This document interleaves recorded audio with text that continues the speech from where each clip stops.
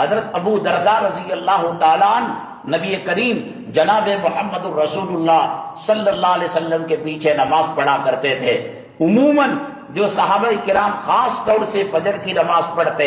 اشراق تک نبی کریم صلی اللہ علیہ وسلم کی مجلس لگتی، تمام صحابہ کرام بیٹھتے، کوئی خواب بیان کرتا، کوئی گھر کا واقعہ بیان کرتا، کوئی بچوں کی تعلیم و تربیت سے متعلق سوال کرتا۔ نبی کریم صلی اللہ علیہ وسلم کی وہ خوشبودار معطر مجلس اشراق تک چلا کرتی تھی۔ حضرت ابو درداء رضی اللہ تعالیٰ عنہ سلام پھیرنے کے بعد شریک مجلس نہیں ہوتے تھے، بڑے تیز قدموں کے ساتھ اپنے گھر کی طرف چلے جاتے تھے۔ ایک دن کا معاملہ، 2 دن کا معاملہ، 3 دن کا معاملہ، روز یہی معاملہ یہ کر رہے ہیں حضرت ابو درداء رضی اللہ تعالیٰ عنہ۔ امام جو ہوتا ہے وہ مقتدیوں کی فکر کرے، کیوں اس کی داڑھی چھوٹی ہو گئی، کیوں یہ نماز میں نہیں آیا، گھر میں کون بیمار ہے، کیا پیسوں کا مسئلہ ہے۔ اب تو امام تکبیر تحریمہ سے لے کر سلام تک کا رکھ لیا ہے، اب امام بھنگی سے کم درجہ سمجھا جاتا ہے، اب امام پالتو کتوں پر جو اخراجات ہیں ان اخراجات سے کم پیسوں کے اندر امام کو ڈھونڈا جاتا ہے۔ ان کے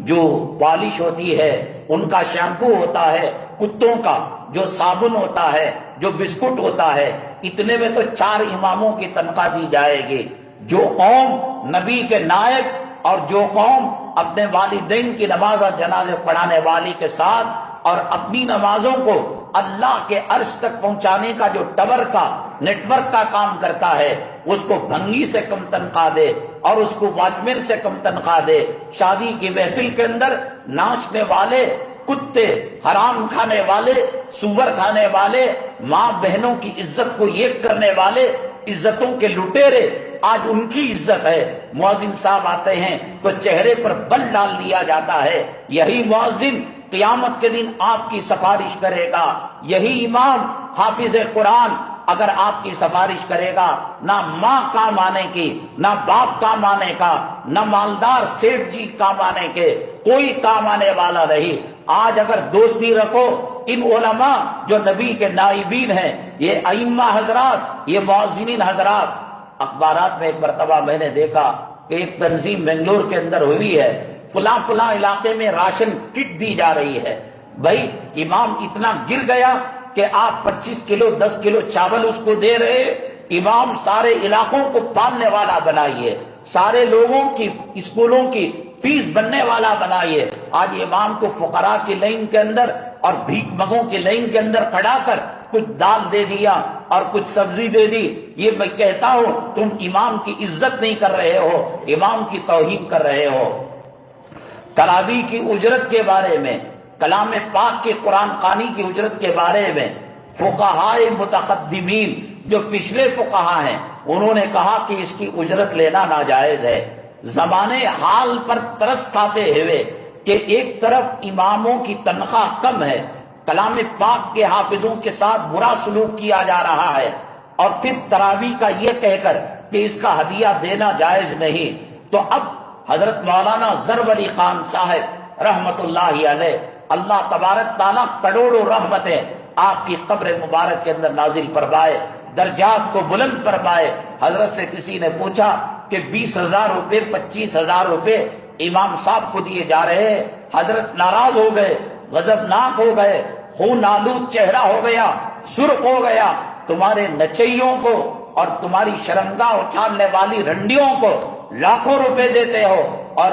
امام صاحب کو، حافظ قرآن کو، تراویح پڑھانے والے کے ساتھ یہ معاملہ کر رہے ہو۔ 2 لاکھ دو، 5 لاکھ دو، 10 لاکھ دو، اس میں عزتیں بڑھیں گی۔ ابھی دلی سے ایک مہمان آئے تھے، انہوں نے کہا کہ ہماری دلی کے اندر جو ائمہ حضرات نکاح پڑھاتے ہیں وہ مالا مال ہو جاتے ہیں، کوئی اپنی حیثیت سے سائیکل دے دیا، کوئی فریج دے دیا، کوئی موٹر سائیکل دے دیا، کوئی بائک دے دیا۔ وہ یہ اچھی چیز ہے، اماموں کے ساتھ حسن سلوک کرے۔ کل انتقال کے بعد میدان محشر میں اگر وہ یہ کہہ دے یہی وہ بندہ ہے جو دنیا میں میری خاطر تواضع کیا کرتا تھا، بیوی بیمار تھی، ماں ہاسپٹل میں ایڈمٹ تھی، جان کنی کی عالم تھی، بند مٹی سے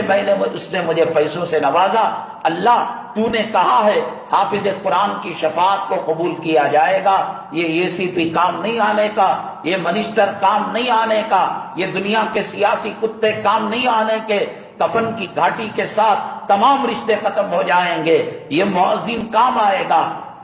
حدیث پاک میں اللہ کے نبی صلی اللہ علیہ وسلم نے فرمایا مؤذن جو اذان دیتا ہے جتنی دور تک اس کی اذان کی آواز جاتی ہے وہ تمام مخلوق اس کے حق کے اندر گواہی دیں گے، اے اللہ جب مخلوق سو رہی تھی اور بستروں پر سڑ گل رہی تھی، یہ وہ تھا جس نے حی علی الفلاح کا نعرہ لگایا، الصلاۃ خیر من النوم کا نعرہ لگایا، مخلوق گواہی دے گی۔ اللہ کہیں گے میں نے تیرے سینے میں میرا کلام اس لیے نہیں رکھا تھا کہ تجھے جہنم کے اندر ڈالو۔ جب انسانی شکل میں انسان جہنم میں نہیں جائے گا تو پھر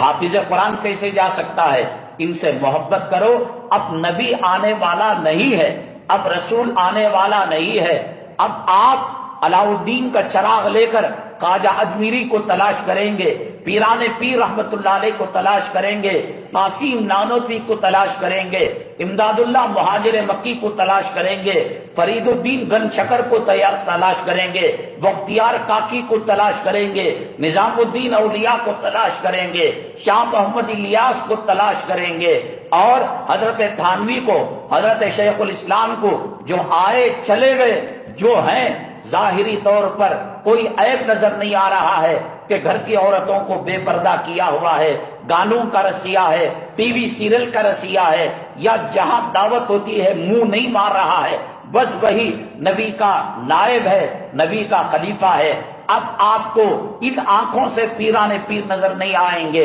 اور خواجہ اجمیری نظر نہیں آئیں گے، جو ہیں ان کو غنیمت سمجھیے کہ ان کے سینوں میں اللہ نے کلام پاک کو رکھا ہے۔ بہرحال بات آگے بڑھ رہی ہے، حضرت